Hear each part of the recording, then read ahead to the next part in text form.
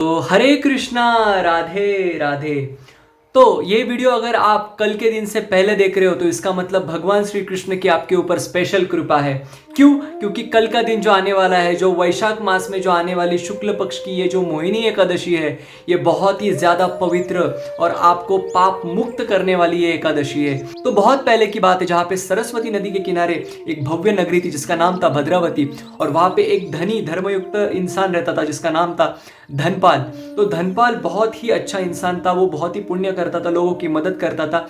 उसने गांव में कुआं, बाग बगीचे बनवाए थे और वो बहुत ही ज्यादा लोगों से मतलब बहुत अच्छा था, धर्मयुक्त इंसान था। धनपाल के 5 पुत्र थे, जहाँ पे 5वें पुत्र का उसका नाम था दृष्टबुद्धि। जो छोटा पुत्र था उनका दृष्टबुद्धि, तो वो बहुत ही ज्यादा पापी था। तो वो क्या करता था, वो जुआ खेलता था, परस्त्री गमन करता था, वेश्या गमन करता था।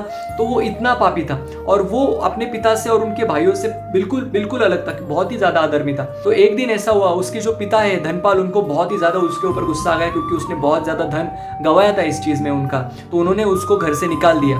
घर से निकाल देने के बाद दुष्टबुद्धि की बहुत ही ज्यादा दुर्दशा हुई। उसको मतलब खाने पीने के लिए कुछ नहीं था, मतलब पहनने के लिए ठीक से वस्त्र नहीं थे, वो बहुत मैला हो गया था और वो भूख प्यास से तड़प रहा था। और ऐसे ही एक दिन भूख प्यास से बहुत व्यथित होकर वो कौंडिन्य मुनि के आश्रम के पास आके खड़ा हो गया और वो सीधा आश्रम में चला गया और उनको प्रार्थना की कि हे ब्राह्मण देवता, मैं बहुत ही ज्यादा पाप कर चुका हूँ और उस चीज का मुझे बहुत ज्यादा पछतावा है। इस सारे पापों से मुझे मुक्ति मिलने के लिए मुझे कुछ मार्ग बताए। तो मुनिराज ने उसको बताया कि इस वैशाख मास में शुक्ल पक्ष में आने वाली ये जो मोहिनी एकादशी है, ये बहुत ही ज्यादा पवित्र है और तुम्हें पाप मुक्त कर देगी। वैसे ही उन्होंने ये चीज फॉलो की। उन्होंने भगवान विष्णु की आराधना की, उन्होंने उस दिन जल नहीं पिया, खाना नहीं खाया और सतत नाममय और भजनमय रहे और उनको फल स्वरूप ये मिला कि वो सभी पापों से मुक्त हो गए और वो एक अच्छे इंसान बन गए।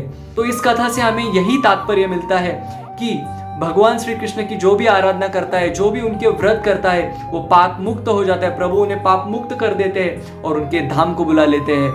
तो ये जो कलयुग जो जैसे बढ़ रहा है, आप जैसे सिचुएशंस देख रहे हो ये जैसी हो रही है, तो सेफ साइड के लिए बहुत ज्यादा भजन करो और प्रभु के धाम में चले जाओ कि यहाँ पे आने की फिर झंझट ही नहीं, सीधा प्रभु के साथ कांटेक्ट होगा आपका। मतलब जस्ट इमेजिन करो कि आप प्रभु के साथ हो। तो वैसे ही हमें भी मोहिनी एकादशी का पालन करना चाहिए। सभी को मैं हाथ जोड़कर ये प्रणाम करके मैं बोलता हूँ कि आप भी इस एकादशी का पालन करें और भगवान श्री कृष्ण की आराधना करें। आपको फल स्वरूप में भगवान श्री कृष्ण साक्षात मिल जाएंगे और क्या चाहिए आपकी जिंदगी में। तो कमेंट में हरे कृष्णा बोले बगैर कोई जाएगा नहीं, ठीक है? तो हरे कृष्णा, राधे राधे।